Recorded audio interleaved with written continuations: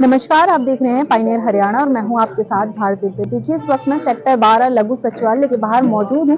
यहां पर कुछ भक्त पहुंचे हैं जो कि आसाराम बापू की पैरोल को जो है मांग कर रहे हैं कि उनको मिलनी चाहिए, क्योंकि उनकी तबीयत जो है बहुत ज्यादा खराब है और ये कह रहे हैं उनका स्वास्थ्य ठीक नहीं है। इसी तरह जैसे सभी को पैरोल पे बाहर भेजा जाता है, जिस प्रकार राम रहीम को बाहर भेजा गया है, उसी प्रकार से आसाराम बापू को भी भेजना चाहिए।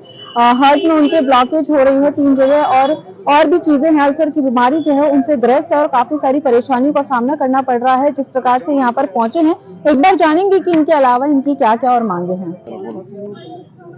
सर, शुभ नाम क्या है आपका? मेरा सर रामा भाई संत आसाराम जी आश्रम फरीदाबाद से। आज हम यहाँ पर कलेक्टर महोदय के पास यहाँ आए हुए हैं। पूरे देश भर में सभी जिलों में कलेक्टर महोदय को ये ज्ञापन दिया जा रहा है।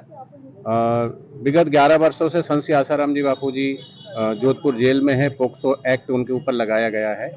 मैं संक्षिप्त में बताना चाहूँगा कि 2004 में जयेंद्र सरस्वती जी के लिए बापूजी ने आवाज़ उठाई थी, जंतर मंतर पर धरना दिया था। उसके बाद बापूजी बोले थे कि अब हमारे आश्रमों पर और समितियों पर आंधी चलेगी, षड्यंत्र होंगे, और वही हो रहा है। विगत 2008 से लेकर के 2008 में जैसे कि गुरुकुल में टारगेट किया गया, गुरुकुल के 2 बच्चों की हत्या होती है अहमदाबाद में, उसकी जांच होती है, 2013 तक क्लीन चिट मिल जाती है। उसके बाद दूसरा बापूजी के लिए षड्यंत्र किया जाता है कि बापूजी के दूसरे गुरुकुल छिंदवाड़ा गुरुकुल से फिर दोबारा ये षड्यंत्र शुरू होता है। वहाँ जब ये पोक्सो एक्ट बना, निर्भया कांड जो हुआ था दिल्ली में सभी को पता है, उसमें पहला ऐसा प्रावधान था कि अगर कोई नाबालिग लड़की है, उसके साथ गलत व्यवहार होता है, उसका बलात्कार होता है, तो पोक्सो एक्ट लगेगा। लेकिन उसमें संशोधन हुआ 2013 में, और अगर लड़की माइनर है, अगर वो कुछ भी कह देती है किसी के लिए, तो पोक्सो एक्ट माना जाएगा। तो 2013 में एक्ट बनने के बाद हमारे बापूजी के ऊपर पोक्सो एक्ट लगाया गया।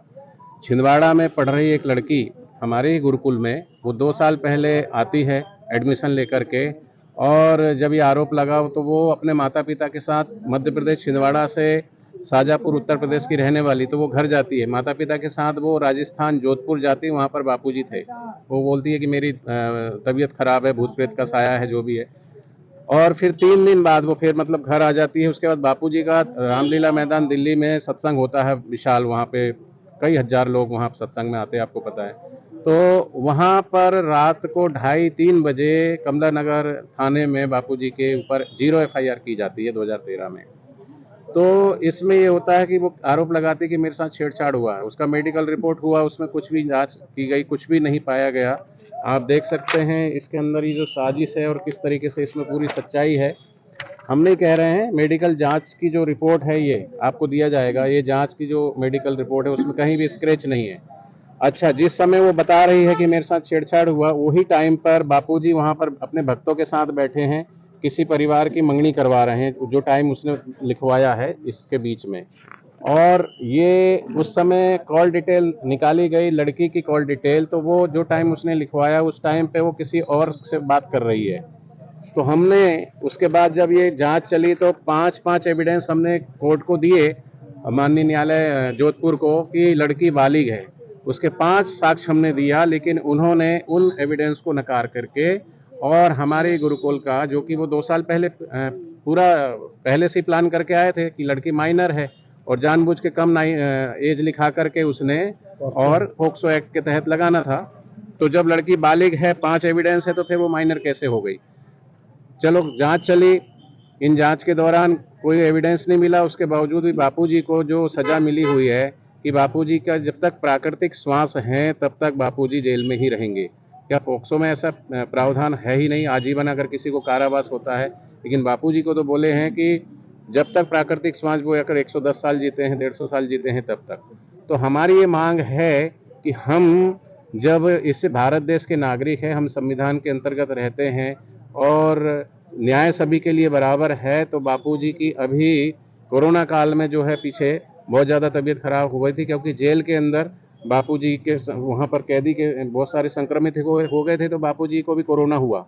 उनका हीमोग्लोबिन 3.5 पॉइंट चला गया था, फिर भी वो जैसे तैसे स्वस्थ होकर के आए। अभी 1 महीने से उनका स्वास्थ्य बहुत फिर से लड़खड़ाया। उनको हार्ट में 3 ब्लॉकेज है, 99%, 98%, 70%, 3 ब्लॉकेज पाए गए।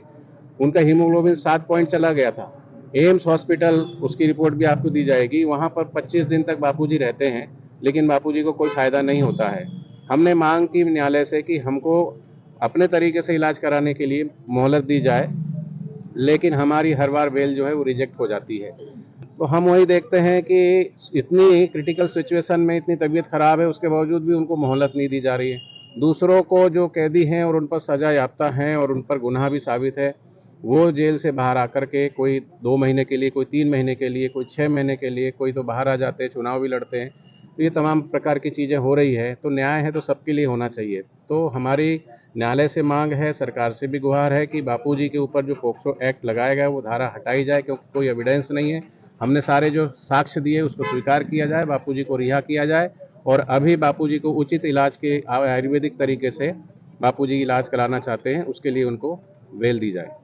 आपको क्या लगता है जो आशाराम बापू जी है उनके साथ अन्याय हो रहा है? क्योंकि एक एसी जुर्म में गुरुमत राम रहीम भी जेल में थे, जिनको पैरोल मिली है। जी जी, बिल्कुल। हम यही तो कहना चाह रहे हैं कि दूसरे लोगों पर, बापूजी पर चार्ज लगाया है पोक्सो का, लेकिन साक्ष्य नहीं है। पर अभी बिशप जो जालंधर में 12 नन के ऊपर बलात्कार का आरोप सिद्ध हुआ, उनको पूरा जमानत पे बाहर है। आपने अभी बात करी राम रहीम की, वो भी अभी कई दिनों से जमानत पे बाहर है। राजनीतिक अगर उससे देखा जाए तो लालू प्रसाद बाहर है और भी कई सारे जो लोग हैं वो बाहर है। तो बापूजी के साथ राजनीति हावी है, आप कहना चाहते हैं?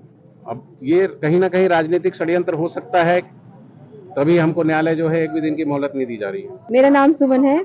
मैं आपके माध्यम से सरकार को सिर्फ ये संदेश देना चाहती हूँ कि एक 85 साल के संत जो कि भयंकर बीमारियों से ग्रस्त हैं, जिनको हार्ट में ब्लॉकेज है, अल्सर की प्रॉब्लम से वो अल्सर की समस्या है उनको, ये उनका मानव अधिकार बनता है कि उनको बेल दी जाए, उनको राहत दी जाए और उनके मन चाहे आयुर्वेदिक उपचार किया जाए। दिव्या नाम है मेरा।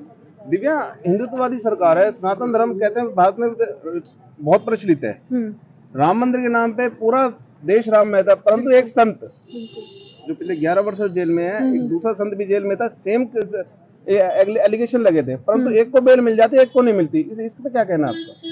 आपने बिल्कुल सही बात बोली है। ये तो आश्चर्य की बात हमारे लिए भी है। एक हिंदुत्ववादी सरकार इतने सालों से है और राम मंदिर की बात आपने बताई कि राम मंदिर जो 500 सालों से नहीं हो पाया था, वो इसी हिंदुत्व सरकार ने कराया और कितनी सारी योजनाएं चलाई, गरीबों के लिए भी कितना कुछ किया। और जो भी हमने देखा कि जब राम मंदिर का उद्घाटन हुआ था तो जो हमारे प्रधानमंत्री थे माननीय, वो उनका जो उपवास था वो भी किसी संत महापुरुष ने ही तोड़वाया था। तो ये बात तो लाजमी है कि हमारी जो हिंदुत्ववादी सरकार है उसकी श्रद्धा आस्था साधु संतों में तो है, लेकिन एग्री करते हैं नहीं करते? पहले नहीं, बिल्कुल एग्री नहीं करते, क्योंकि कोई एविडेंस डायरेक्ट है नहीं जो प्रूव कर सके कि रेप हुआ है। तो उनकी मेडिकल रिपोर्ट्स आई थी तो उसमें ये लिखा हुआ था कि वो अवेलेबल हैं, मतलब सेक्सुअल में वो रिपोर्ट पॉजिटिव। जो लड़की की रिपोर्ट आई है उसमें कहीं पे भी ये प्रूव नहीं होता है कि लड़की के साथ कुछ भी हुआ है।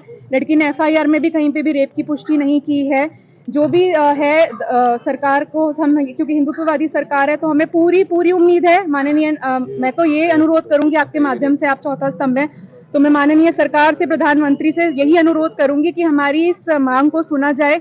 जैसे कि आपने राम रहीम जी की बात की, ये आश्चर्य हमारे लिए भी है जब एक संत को बेल मिल सकती है, तो एक जो निर्दोष संत हैं वो तो फुल फ्लेजेड लीगली उनको बेल मिलनी चाहिए, वो एलिजिबल हैं। आप अगर किसी भी एक बुद्धिजीवी इंटेलेक्चुअल अगर आप वकील से पूछेंगे आज की डेट में, तो वो बापूजी के केस को देख के यही बोलता है कि ये कोई बोगस केस है, इसमें कोई भी साक्ष्य नहीं है कि 11 साल तक आप एक संत को प्रताड़ित करो। बापूजी एज वाइज भी एलिजिबल है, बापूजी लीगली भी एलिजिबल है, बापूजी हेल्थ वाइज भी एलिजिबल है बेल के लिए, पर फिर भी नहीं। क्या सरकार को क्या संदेश देना चाहेंगे? हम मीडिया के माध्यम से सरकार से ये अनुरोध करना चाह रहे हैं, माननीय प्रधानमंत्री से यही अनुरोध करना चाह रहे हैं कि आप इसमें इंटरवीन करें, आप इसे स्वतः संज्ञान में लें, क्योंकि 11 वर्षों से एक संत परेशान है और बापूजी ने जो समाज के लिए किया है वो किसी से भी छुपा नहीं है। तो आज जो भी भारत विश्व गुरु बनने की ओर है वो हमारे संतों का ही संकल्प है, बापूजी का ही संकल्प है, और कहीं ना कहीं जो हमारी हिंदुत्ववादी सरकार है वो उसको भी जोरों शोरों से पूरा करने में लगी है। तो इसलिए जहाँ पे अगर एक संत को बेल मिलती है तो दूसरे संत के केस को भी, उसकी मांग को भी, उनकी रिक्वेस्ट को भी हमारी तरफ से, पूरे देश की तरफ से स्वीकार किया जाए, इसे स्वतः संज्ञान में ले हमारे माननीय प्रधानमंत्री जी, और बापूजी की रिहाई शीघ्र कराएं और उनके अनुकूल जो उनको अनुकूल पड़ता है स्वास्थ्य उपचार वो उन्हें दिलवाएं।